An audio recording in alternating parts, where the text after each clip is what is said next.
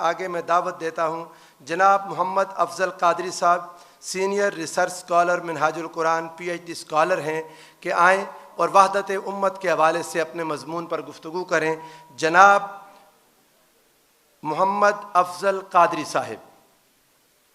بسم اللہ الرحمن الرحیم۔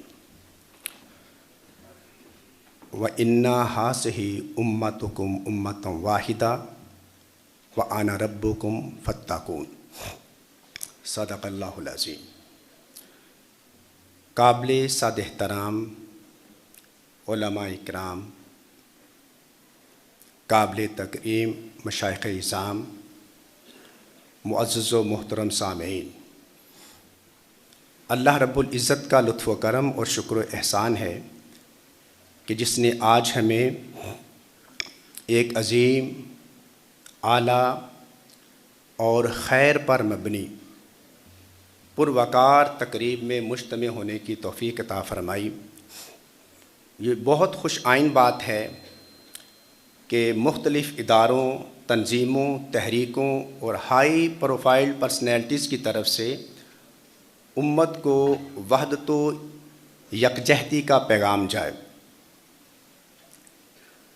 میں جامعہ العروۃ الوثقیٰ کے تمام منتظمین، محبین اور خصوصاً حضرت علامہ آغا سید جواد نقوی صاحب کو صمیم قلب سے مبارکباد پیش کرتا ہوں کہ انہوں نے وحدت امت و میراث کانفرنس منعقد کر کے امت پر ایک عظیم احسان کیا ہے۔ میں دعا گو ہوں کہ اللہ رب العزت نہ فقط یہ کہ ان کی مساعی کو قبول فرمائے، بلکہ ان کی اس عظیم کاوش کے ثمرات و نتائج اور برکات انہیں اپنی زندگی میں اپنی آنکھوں سے دیکھنے کی توفیق مرحمت فرمائے۔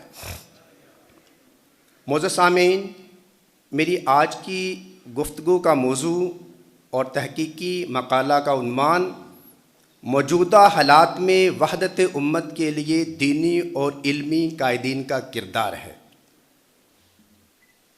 میں نے جو آپ کے سامنے آیہ کریمہ تلاوت کی، اس میں اللہ رب العزت فرماتے ہیں وَإِنَّ هَٰذِهِ أُمَّتُكُمْ أُمَّةً وَاحِدَةً وَأَنَا رَبُّكُمْ فَاتَّقُونِ۔ یہ جو امت ہے، یہ حقیقت میں شروع سے لے کر آج تک ایک ہی امت رہی ہے۔ سیدنا آدم علیہ السلام سے لے کر آج تک امت کی حیت، اس کی کیفیت، اس کے مقاصد ایک ہی رہے ہیں۔ اسی طرح تمام انبیاء علیہم السلام کا پیغام اور مقصد شروع سے لے کر آج تک ہمیشہ ایک ہی رہا ہے۔ وہ الگ بات ہے کہ فَتَقَطَّعُوا أَمْرَهُمْ بَيْنَهُمْ زُبُرًا، بعد ازاں ہٹ درمی کی وجہ سے، تعصب کی وجہ سے، انتہا پسندی کی وجہ سے، مرکز گریزی کی وجہ سے ہم نے اس امت کے ٹکڑے ٹکڑے کر ڈالے۔ کلو حزب بما لدیہ فرحون۔ پھر جس فرقے کے پاس دین کا جو حصہ آیا وہ اسی پہ خوش ہے۔ حاضرین محترم، ہمیں اس چیز کو ہمیشہ یاد رکھنا چاہیے کہ یہ امت فقط اسی وقت تک غالب رہ سکتی ہے، باوقار زندگی گزار سکتی ہے، اقوام عالم میں باعزت طریقے سے رہ سکتی ہے، جب تک ہم اپنا ٹائٹل دین کا اور امت کا ایک بنائیں۔ اللہ رب العزت نے فرمایا ان الدین عند اللہ الاسلام۔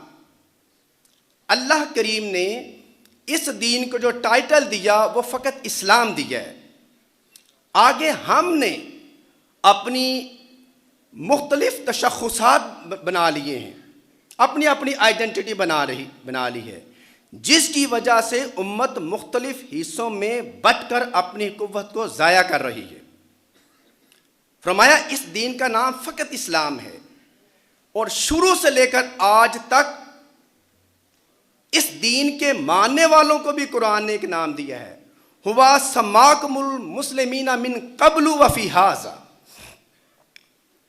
فرمایا دین کا نام اسلام ہے اور تمام اسلام کے ماننے والوں کا نام اس قرآن نے مسلم رکھا ہے۔ اب یہ امت لخت لخت ہو گئی، ٹکڑے ٹکڑے ہو گئی، ہر کوئی اپنے اپنے مسالک میں بٹ گیا۔ اب سوال یہ پیدا ہوتا ہے کہ علماء کرام، مبلغین، واعظین، داعیین، مختلف تنظیمات کے ریپرزنٹیٹیو ہیں، ان کو کون سی حکمت، کون سی دانش، کون سا وزڈم، کون سی مصلحت اختیار کرنی ہوگی کہ امت کو پھر ایک جگہ جمع کر دی۔ وہ ہے لطف و کرم، وہ ہے محبت، وہ ہے پیار، وہ ہے نرمی، جس کے بارے میں فرمایا گیا آقا کریم علیہ الصلوۃ والسلام کو کہ ادعو الی سبیل ربک بالحکمہ والموعظۃ الحسنہ، کہ اے محبوب علیہ الصلوۃ والسلام، آپ اس مخلوق کو حکمت اور موعظہ حسنہ کے ساتھ اللہ کے راستے کی طرف بلائیں۔ فرمایا فَبِمَا رَحْمَةٍ مِّنَ اللَّهِ لِنْتَ لَهُمْ، اے نبی علیہ الصلوۃ والسلام، اللہ کی کتنی رحمت ہے کہ آپ نرم خو ہیں۔ اب آگے دیکھیں کہ آقا کریم علیہ الصلوۃ والسلام جیسی ہستی کے بارے میں بھی اللہ کریم نے فرمایا کہ جب تک یہ خصوصیات ایک دائی، ایک مبلغ کے اندر پیدا نہیں ہوں گی، اس وقت تک قوم اکٹھی نہیں ہو سکتی۔ فرمایا وَلَوْ كُنْتَ فَظًّا غَلِيظَ الْقَلْبِ، اے حبیب علیہ الصلوۃ والسلام، اگر آپ تند خو ہوتے، غلیظ القلب، سخت دل ہوتے، لَانْفَضُّوا مِنْ حَوْلِكَ، تو یہ لوگ جو آپ کے ارد گرد جمع ہیں یہ چھٹ جاتے، آپ کو چھوڑ کر بھاگ جاتے۔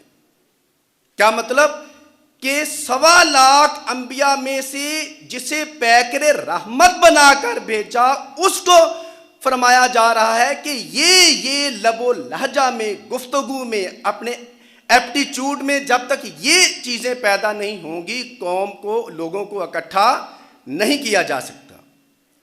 پھر فرمایا فَاعْفُ عَنْهُمْ، آپ ان کے لیے، آپ انہیں درگزر فرمایا کریں۔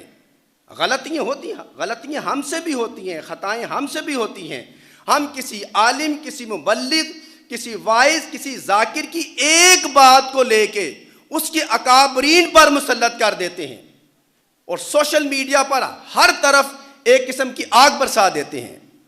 فرمایا نہیں، فَاعْفُ عَنْهُمْ، انہیں درگزر کیا کریں، وَاسْتَغْفِرْ لَهُمْ، ان کے لیے مجھ سے مغفرت طلب کیا کریں، وَشَاوِرْهُمْ فِي الْأَمْرِ، اور انہیں مختلف امور میں انہیں کنسلٹ کرے، ان سے مشاورت کیا کرے۔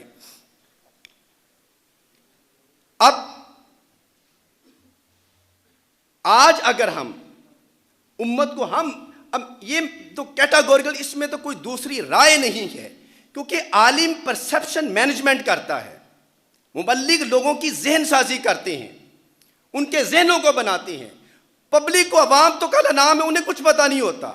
اگر یہ تہیہ کر لیں، عزم مصمم کر لیں کہ ہم نے فروعی، نزاعی اور سطحی اختلافات کو نہیں لینا، بلکہ فقط اپنی اساسی چیزوں کو لینے ہیں جو ساری امت کے درمیان مشترک ہیں، تو پھر پوری امت ایک پلیٹ فارم پہ جمع ہو سکتی ہے۔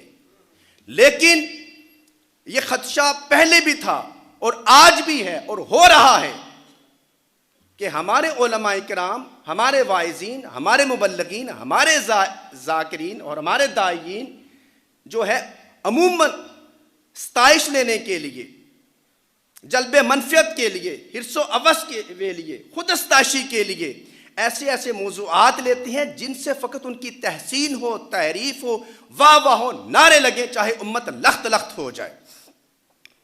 علامہ نے فرمایا تھا رحمہ اللہ، واہ نہ کرنا فرقہ بندی کے لیے اپنی زبان، چھپ کے ہے بیٹھا ہوا ہنگامہ محشر یہاں، وصل کے اسباب پیدا ہوں تیری تحریر سے، دیکھ کوئی دل نہ دکھ جائے تیری تقریر سے، محفل نو میں پرانی داستانوں کو نہ چھیڑ، رنگ پر جو اب نائیں ان فسانوں کو نہ چھیڑ۔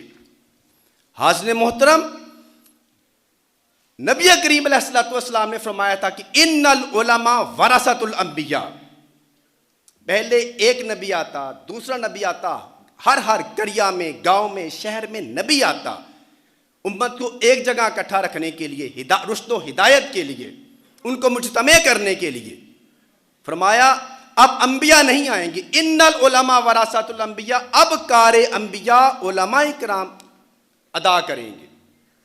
اور علماء کرام آسمان ہدایت کے ستارے ہیں. انا مثل العلماء فی الارض کمثل النجوم فی السماء. فرمایا علماء زمین پر اس طرح ہے جس طرح آسمان پر ستارے ہوتے ہیں. جس طرح بحر و بر میں لوگ راہ حق اور اپنی منزل اور راستہ تلاش کرنے کے لیے ستاروں کو دیکھتے ہیں، اسی طرح زمین پر علماء لوگوں کو رشد و ہدایت دیتے ہیں. تو علماء کی ذمہ داری ہے کہ ملت کے اندر وحدت افکار پیدا کریں، انتشار کو ختم کریں. وحدت کے بغیر، وحدت فکری کے بغیر، سوچ کو ایک کیے بغیر، ملی سطح پر اپنے نظریات کو ایک کیے بغیر یہ امت کبھی ایک نہیں ہو سکتی. جتنے مرضی فنکشن ہوں، پروگرام ہوں، کانفرنسز ہوں، جب سوچ کے اندر وحدت افکار پیدا نہیں ہوگی امت ایک نہیں ہو سکتی. ہے زندہ فقط وحدت افکار سے ملت، وحدت ہو فنا جس سے وہ الہام بھی الہاد. وحدت کی حفاظت نہیں بے قوت بازو، آتی نہیں کچھ کام یہاں عقل خدا داد. اور آخری بات کہہ کے اجازت چاہتا ہوں کہ قائد اعظم رحمۃ اللہ علیہ کو بھی یہ مسئلہ درپیش تھا.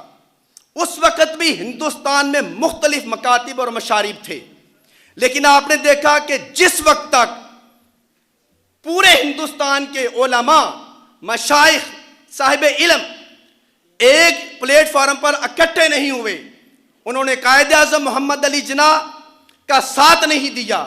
آپ نے دیکھا کہ بریلوی حضرات میں سے خواجہ قمر الدین سیالوی، محدث کچھوچوی، پیر جماعت علی شاہ صاحب نے قائد اعظم کا ساتھ دیا. قائد اعظم کوئی عالم دین نہیں تھے، کوئی مبلغ نہیں تھے، کوئی شیخ نہیں تھے، لیکن ایک بہت بڑے مقصد کے لیے انہوں نے ساتھ دیا.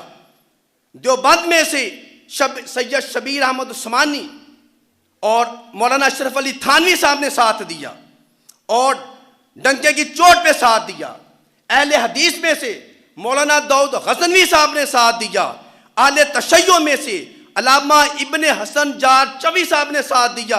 اور آپ نے دیکھا کہ جب انہوں نے ساتھ دیا، پورے پاکستان اور پورے ہندوستان کے علماء نے ساتھ دیا، ایک مملکت واضح وجود میں آ گئی. لیکن انہی ذہن ساز طبقے نے جب بنگلہ دیش بن گیا، وہاں کی آبادی 80% تھی مسلم اور ہندو آبادی فقط 20% تھی. لیکن 20% آبادی کے جو اسکولوں کالجز میں اساتذہ تھے وہ 95% تھے.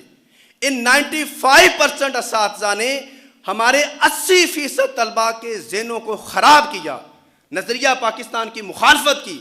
اور آپ نے دیکھا کہ اسی ذہن ساز طبقے کی غلطی کی وجہ سے یہ ملک دو لخت ہو گیا. میں آپ سے التجا کروں گا کہ آپ آغا سید جواد نقوی صاحب اور ان کے ارباب کار کی جو فکر ہے اس کا ساتھ دیں. تحریک منہاج القرآن بھی الحمدللہ آپ نے دیکھا ہر پلیٹ فارم پر یہ تمام مکاتب فکر کو بلاتی ہے. اسی طرح ان کا مشرب بھی یہی ہے. ہمارا دل خوش ہوتا ہے کہ اللہ کریم نے اس دھرتی پہ ایسے لوگ بھی رکھے ہیں جو مسلک، مشرق اور فرقوں سے ماورا ہو کر اس امت کو ایک پلیٹ فارم پر جمع کرنے کی سعی کرتے ہیں. دعا ہے کہ اللہ رب العزت ہمیں سب کو متحد ہونے کی توفیق مرحمت فرمائے. وما علینا الا البلاغ. وحدت بقائے دین ہے، ہاتھوں میں ہاتھ دو، وحدت بقائے دین